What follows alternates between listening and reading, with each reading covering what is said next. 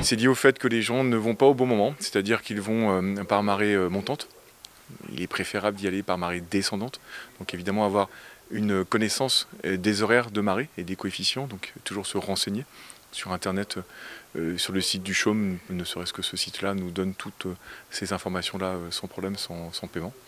Et ne pas hésiter également à aller voir dans les mairies. Les mairies donnent de très bons conseils, puis ils connaissent très bien leurs littoraux et sont capables d'aiguiller également les marcheurs et les pêcheurs pour leur donner des consignes de sécurité à suivre pour éviter les problèmes.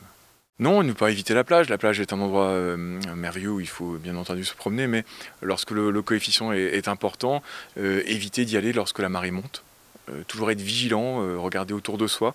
Lorsqu'on voit les bras de mer qui commencent à entourer les personnes, se dire, s'alerter en se disant peut-être que là il y a un danger et rejoindre rapidement la partie sèche et éviter de se faire enfermer. Mais comme je vous dis, plutôt se rapprocher des mairies de telle façon que les zones dangereuses puissent être connues des personnes qui vont se promener. Mais le principal danger évidemment est de se faire isoler. Oui. Ces plages ont l'inconvénient d'avoir par endroits des sortes de dunes qu'on ne devine pas. On a l'impression que le sable est plat, ce qui n'est pas le cas. Donc on a ces dunes où les gens se promènent, des dunes qui sont très grandes, très étendues.